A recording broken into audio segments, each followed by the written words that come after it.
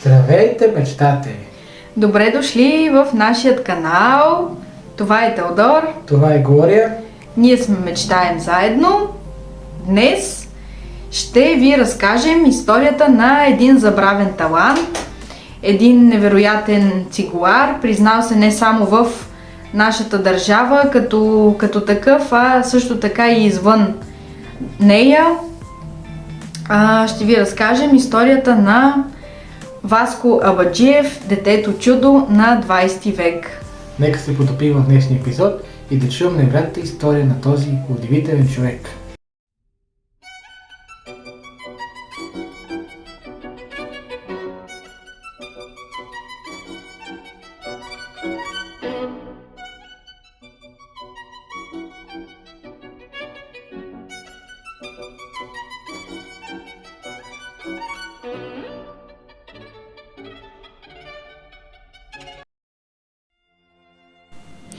Има истории, които си заслужава да бъдат чути. Има съдби, които ни карат да си задаваме въпроси. Чехов казва, че на таланта не може да се подражава, че във всеки истински талант има нещо съвършено, своеобразно. Тази негова мисъл идеално се вписва в живота на Васко Абаджиев, детето чудо на 20 век или българският Паганини. Музиката за него е била най-висшият източник на живот, а неговата гениалност в тази област му носи редица признания и международна известност. Роден на 14 януари 1926 г. в София, завършва консерваторията на 9 години и става най-младият дипломант в историята на българското висше образование. А дарбата му да свири на цигулка като същински виртуоз се проявява още на 6 годишна възраст. Изнася концерти както в България, така и на световните сцени с най-известните оркестри и филхармонии на Европа.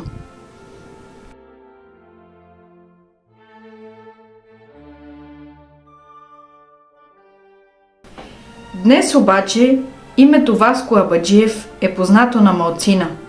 Въпреки огромната си слава тогава, в годините, в които той е живял, днес неговото име е заличено от българската памет. Съдбата му се оказва неблагодарна и трагична. До края на живота си е обречен да страда по родната земя, намирайки се извън нейните предели. В известна степен любовта му към музиката се дължи и на семейството, от което произхожда.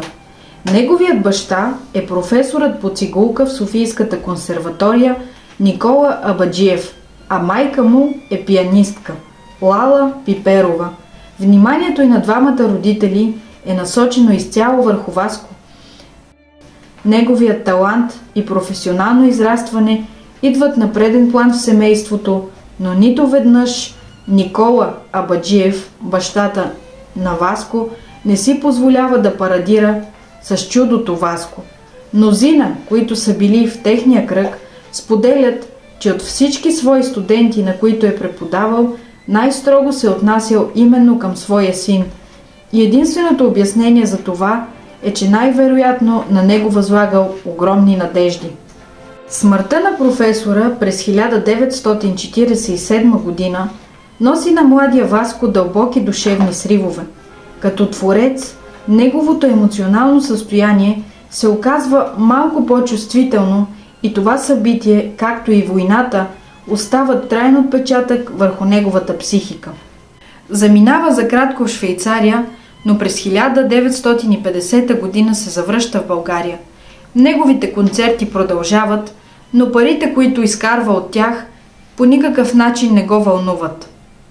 Те отиват при неговата майка, която си купува бижута с тях и се радва на светския живот. Лала е описвана като финна жена, с маниери, която изключително много държала на външния си вид.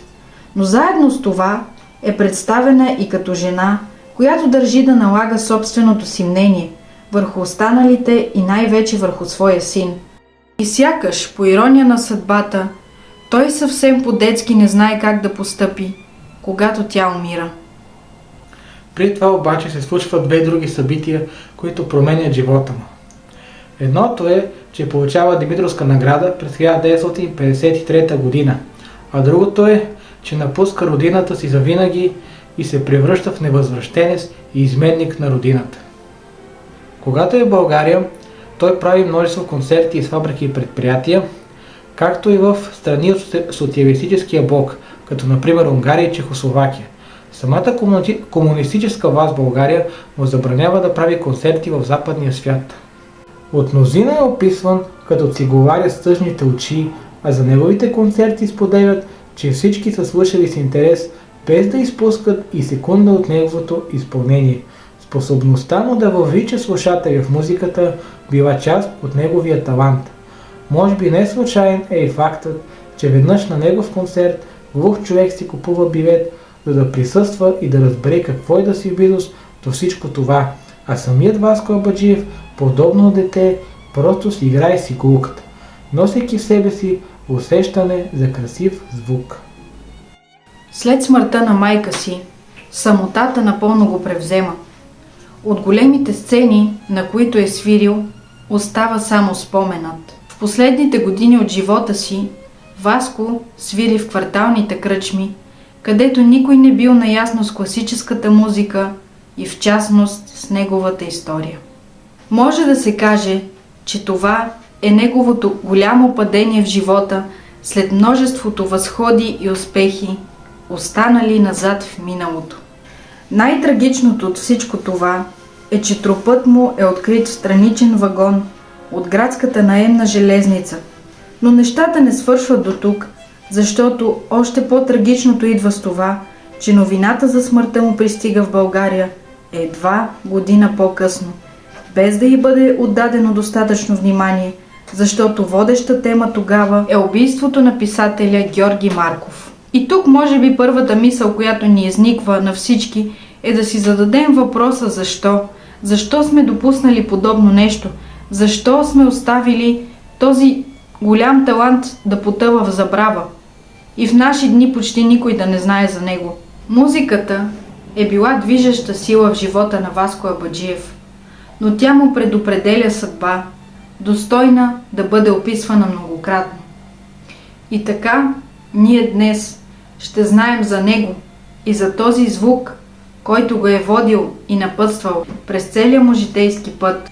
Ще успее да си проправи път и в нашето съвремие, за да звучи в пълния си блясък.